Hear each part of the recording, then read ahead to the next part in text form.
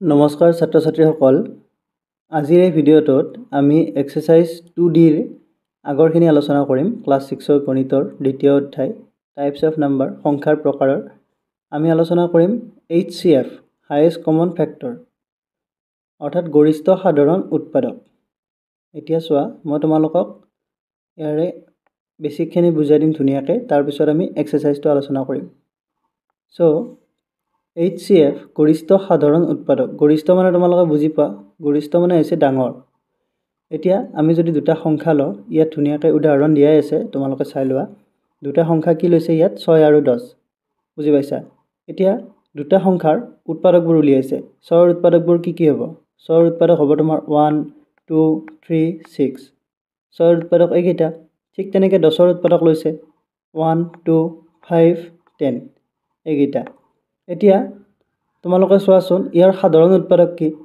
সাধাৰণ উৎপাদক তোমালোকক মই আগতে শিকাইছো সাধাৰণ উৎপাদক আৰু সাধাৰণ গুণিতক যেগিটা একে একে থাকে আমি উৎপাদক কেইটা উলিয়াৰ পিছত যেগিটা একে একে থাকিব সেইগিটা হ'ব তোমাৰ সাধাৰণ উৎপাদক আৰু গুণিতকৰ ক্ষেত্ৰতো সেই একে এতিয়া সাধাৰণ উৎপাদক ইয়াতে হ'ব তোমাৰ 1 1 টো দুইটাতে আছে এই কাৰণে সাধাৰণ হৈ যাব 2 টো হ'ব বুজি পাইছা 1 আৰু 2 হ'ব ইয়াৰ সাধাৰণ উৎপাদক সো 6 আৰু 10 ৰ সাধাৰণ উৎপাদক হৈছে 1 আৰু 2 এতিয়া তোমালোকে চোৱা 1 আৰু 2 ৰ ডাঙৰ কোনটো 1 আৰু 2 এই দুটা সাধাৰণ উৎপাদকৰ ডাঙৰ উৎপাদকটো কি হৈছে 2 বুজি পাইছা অৰ্থাৎ 6 আৰু 10 ৰ গসাউ হ'ব 2 হেতুৱে তোমালোকে তেনেকুৱাকৈ বেলেগ বেলেগকৈ উলিয়াব পাৰিবা কিন্তু কথাটো হ'ল তোমালোকে যদি এনেকৈ উৎপাদক উলিয়াই থকা তেতিয়ালে সময় বহুত লাগিব সেই কাৰণে ইয়াৰ আৰু পদ্ধতি আছে ইয়াত আলোচনা কৰা আছে আমি মৌলিক উৎপাদকৰ দ্বাৰা কি কৰিব পাৰো গসাউ লসাউ উলিয়াব পাৰো লসাগু আৰু গসাউ উলিয়াব পাৰো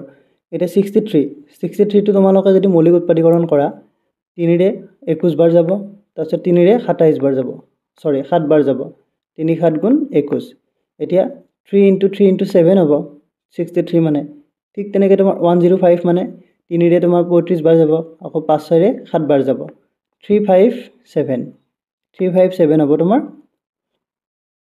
105 ৰ মৌলিক উৎপাদক বিশ্লেষণ বুজি পাইছা এতিয়া এইগিটা কৰাৰ পিছত চোৱাচোন তোমালোকে ইয়াত 63 আৰু 105 ত 3 টো দুইটাতে আছে পালা বুজি ঠিক তেনেকৈ 7 টো দুইটাতে আছে অৰ্থাৎ আমি যদি 3 আৰু 7 টো পূৰণ কৰি দিও তেতিয়ালে কি পাম আমি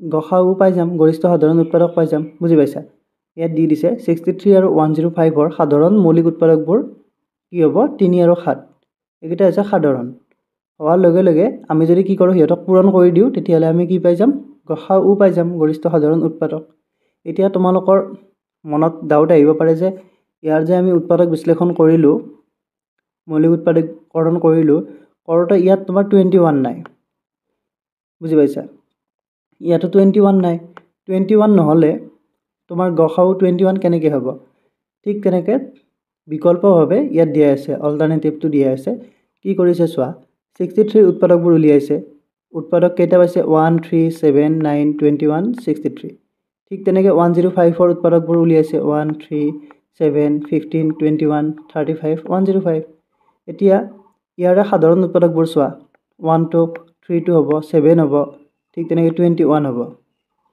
চাৰিটা আমি সাধাৰণ উৎপাদক পালে এই চাৰিটা সাধাৰণ উৎপাদকৰ ডাঙৰ কোনটো সো এই দুইটা সংখ্যাৰে সাধাৰণ উৎপাদকৰ যেটো আটাইতকৈ ডাঙৰ হেতু হৈছে তোমাৰ 21 টো এই 63 আৰু 105 ৰ ডাঙৰ সাধাৰণ উৎপাদক বুজি পাইছা সেই কাৰণে 63 আৰু 105 ৰ কি হ'ব গসাউ গৰিষ্ঠ সাধাৰণ উৎপাদক কি হ'ব 21 হ'ব ইয়াত ধুনীয়াকৈ চাৰ্টখন বনাই দিছে দুটা সংখ্যা 63 আৰু 105 ইয়াত সাধাৰণ উৎপাদক কেইটা গুটেকেইটা লিখিছে তাৰপিছত সাধাৰণ কেইটা লিখিছে মই যেগিটা কলো তোমাৰ 137 আৰু 21 এইগিটা সাধাৰণ কেইটা লিখিছে এই সাধাৰণ কেইটা ডাঙৰটো হৈছে 21 সেই কাৰণে গসাউ কি হ'ব 21 হ'ব ঠিক তেনেকৈ আমি আৰু এটা পদ্ধতিৰে কি কৰিব পাৰো গসাউ উলিয়াব পাৰো কেনেকৈ চোৱা ইয়াত কেইটামান সংখ্যা দিয়া আছে সংখ্যা কেইটা আছে তোমাৰ এইগিটা 210 337 তাৰপিছত 462 462 এতিয়া ইয়াত কি কৰিছে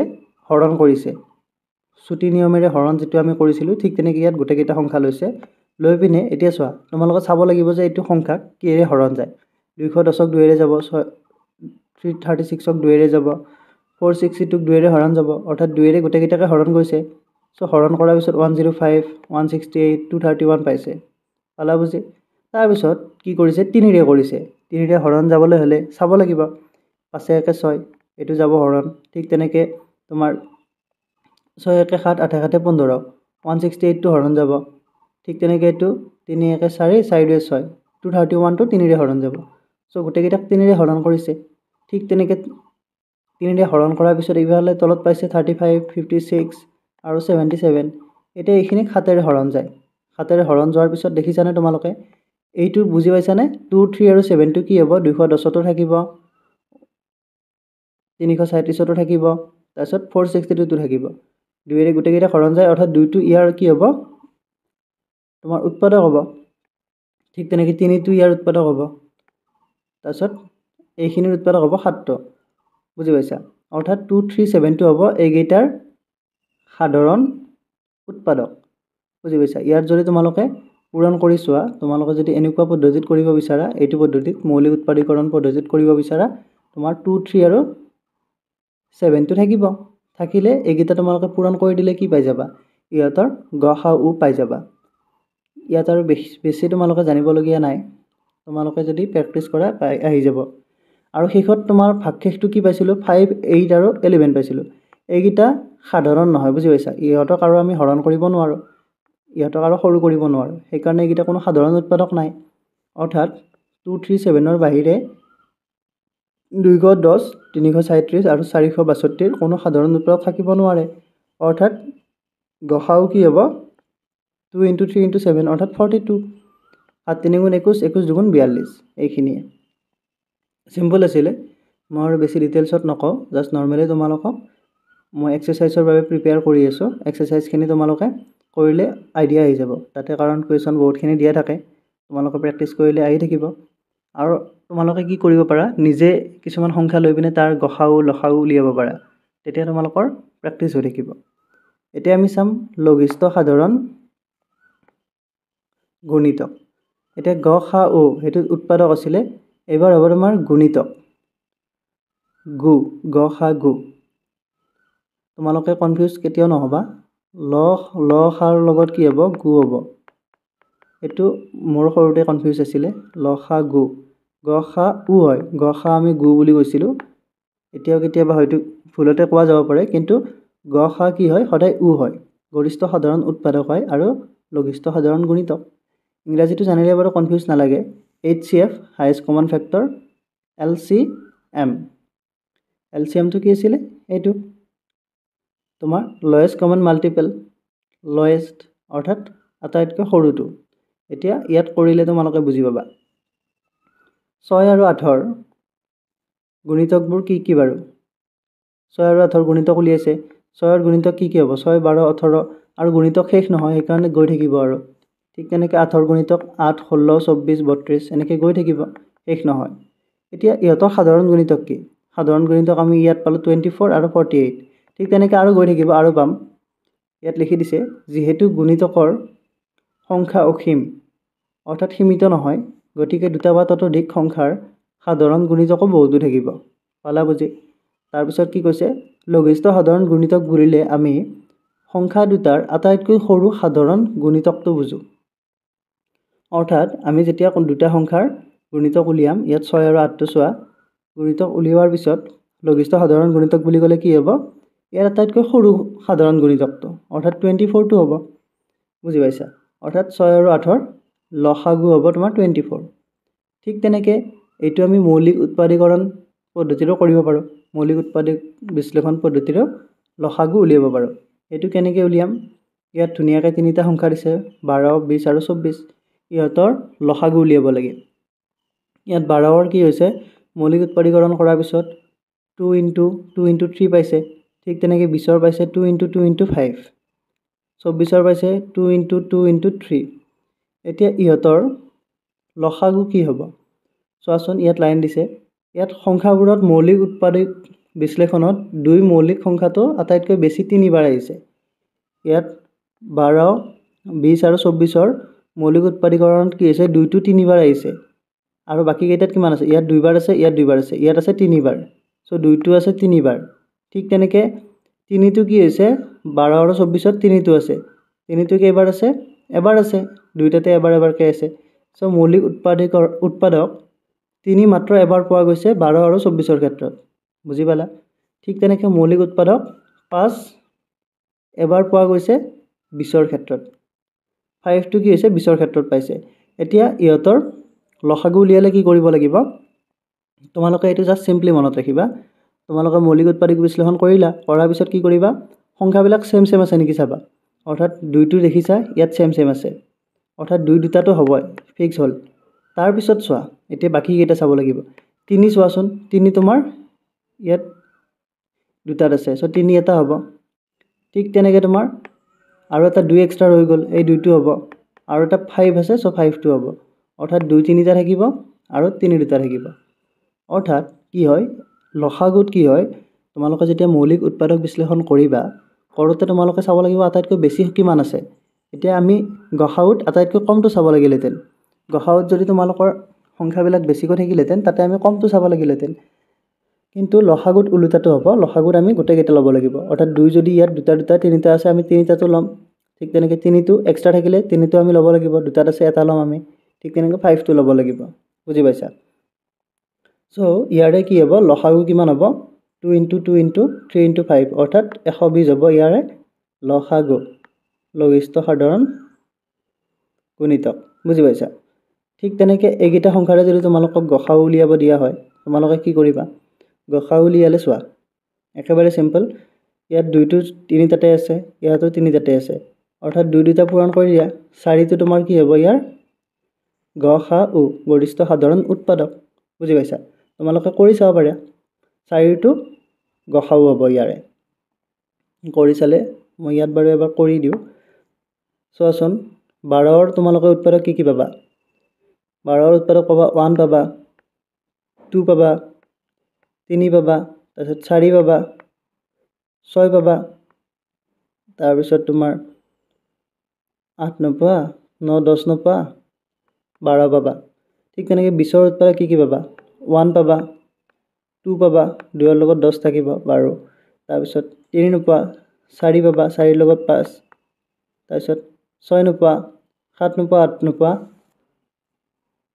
9 নোপোৱা 10 পাবা তাৰপিছত 10ৰ পিছত কি হ'ব তোমাৰ 11 12 এইবিলাক নহ'ব সো 10ৰ পিছত তোমাৰ 20 হ'ব ঠিক তেনেকৈ 24ৰ কি হ'ব 1 হ'ব 2 হ'ব 2 বাৰাং 24 12 হ'ব তাৰপিছত 3 হ'ব 3 8 গুণ 24 4 হ'ব 4 6 গুণ 24 তাৰপিছত ইয়াত কি হ'ব তোমাৰ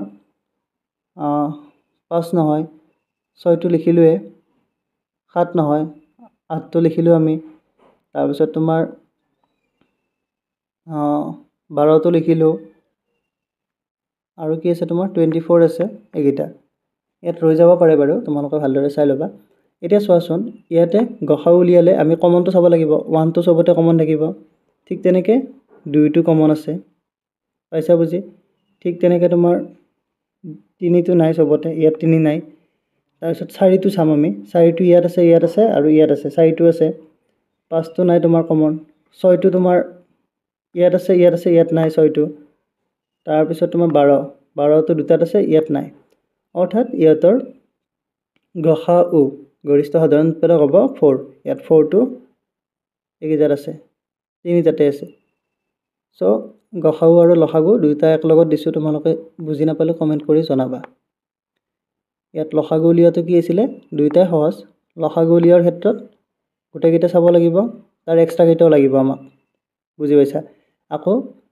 গসাউ উলিয়াৰ ক্ষেত্ৰত গৰিষ্ঠ সাধাৰণ উৎপাদক উলিয়াৰ ক্ষেত্ৰত তিনিটাতে থাকিব লাগিব ইয়াতো থাকিব লাগিব ইয়াতো থাকিব লাগিব গোটেইখিনি এই তিনিটাতে থাকিব লাগিব অৰ্থাৎ দুইটো তিনিটাতে আছে সো 2 * 2 কি হ'ব 4 হ'ব ইহঁতৰ গৰিষ্ঠ সাধাৰণ উৎপাদক সেইটোৱে ঠিক তেনেকৈ ইয়াৰ পিছত আৰু কি আছে চোৱা চুটি হৰণ পদ্ধতিৰে লসাগু নিৰ্ণয় চুটি হৰণ পদ্ধতিৰে আমি লসাগু উলিয়াব পাৰোঁ আগৰ নিচিনাকৈ আমি গসাউটো উলিয়াব পাৰিছিলোঁ চুটি হৰণ পদ্ধতিৰে ইয়াত তিনিটা সংখ্যা লৈছে 36 48 আৰু 90 ইয়াক কি কৰিছে তোমাৰ প্ৰথমতে 2ৰে হৰণ কৰিছে যেহেতু শেষত সবৰে 6 8 আৰু 0 আছে 2 ৰে হৰণ যায় সো 2 লৈছে হৰণ গৈছে এইগিটা তাৰ পিছত এইগিটা আকৌ 2 ৰে গৈছে 2 ললা ইয়াত 45 ক 2 ৰে হৰণ যোৱা নাই সো 18 আৰু 24 ক 2 ৰে হৰণ কৰিছে 9 বাৰ গৈছে আৰু ইফালে 12 বাৰ গৈছে কিন্তু 45 টো হৰণ যোৱা নাই এটো হেনেকে নুমাই আনিছে ঠিক তেনেকে 3 ৰে হৰণ কৰিছে 3 3 গুণ 9 3 4 গুণ 12 3 5 গুণ 15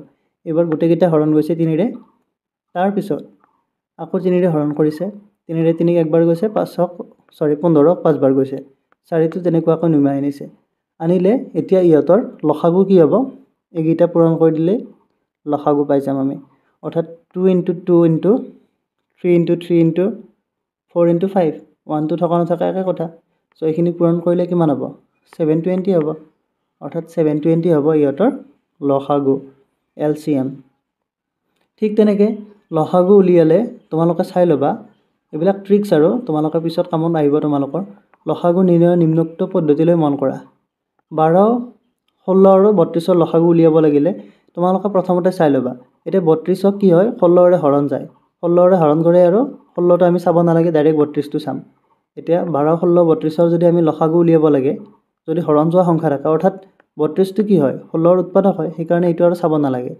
এতিয়া এই তিনিটাত তোমালোকে সিম্পলি মনত ৰাখিবা 16 ৰে 32 ক হৰণ যায় দুইবাৰ যাব সো আমি এটো বাদ দিম আমি কি লম 32 আৰু 12 লম 32 আৰু 12 যদি আমি কি কৰো লসাগু উলিয়াব লাগে ছুটি নিয়মৰে হৰণ কৰিলে কি হ'ব 2 ৰে 6 বাৰ যাব আৰু ইফালে 16 বাৰ যাব ঠিক তেনেকৈ আকৌ 2 ৰে 3 বাৰ যাব আৰু 8 বাৰ যাব বুজি পাইছা অৰ্থাৎ নিৰ্ণয় লসাগু কি হ'ব 2 * 2 3 * 8 অৰ্থাৎ এইখিনি পূৰণ কৰিলে কিমান হ'ব তোমাৰ 96 বুজি পালা ঠিক তেনেকৈ 30 আৰু 45 ৰ লসাগু আৰু গসাগু উলিয়াব দিছে 30 ৰ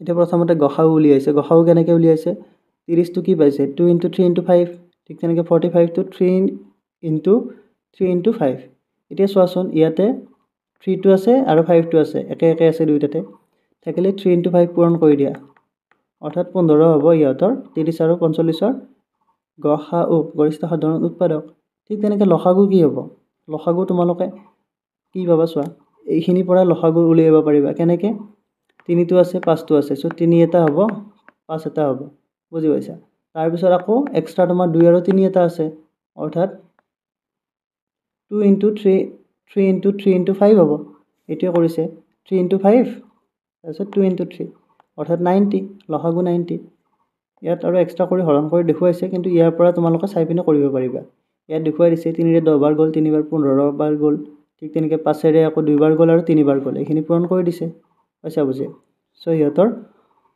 লসাগু পালো আমি 90 আৰু গসাগু পালো আমি 15 এতিয়া সংখ্যা দুটাৰ 30 আৰু 45 ৰ পূৰণফল কিমান হ'ব 30 আৰু 45 আমি যদি পূৰণ কৰো হেতু হ'ব তোমাৰ 1350 কৰি চাবা তোমালোকে 1350 এতিয়া গসাগুৰ পূৰণফল কিমান হ'ব এটো চাব লাগিব এতিয়া 90 আৰু 15 পূৰণ কৰা 90 আৰু 15 পূৰণ কৰিলে কিমান হয় 1350 হয় অৰ্থাৎ আমি এটো জাস্ট এটা উদাহৰণ লৈছিলো এই উদাহৰণটোৰ পৰা আমি ক'ব পাৰিম যে সংখ্যা দুটাৰ তোমাৰ কি হয় পূৰণফল সংখ্যা দুটা যদি আমি পূৰণ কৰো কি হয় সংখ্যা দুটাৰ লসাগু আৰু গসাগুৰ পূৰণ কৰিলেও কিমানে হ'ব বুজি পাইছা এতিয়া ইয়াৰ পিছত কেইটামান কোৱেশ্চন আছে কোৱেশ্চন কেইটা চালে তোমালোকে অলপ আইডিয়া পাবা ইয়াত তোমালোকক যদি এটা সংখ্যাৰ গসাগু দিয়া নাথাকে লসাগু দিয়া থাকে আৰু সংখ্যা দুটা দিয়া থাকে তাৰ পৰা তোমালোকে কি উলিয়াব পাৰিবা গসাগু উলিয়াই ল'ব পাৰিবা বা যিখিনি মিসিং থাকে সেইখিনি মিসিংখিনি আমি উলিয়াব পাৰিম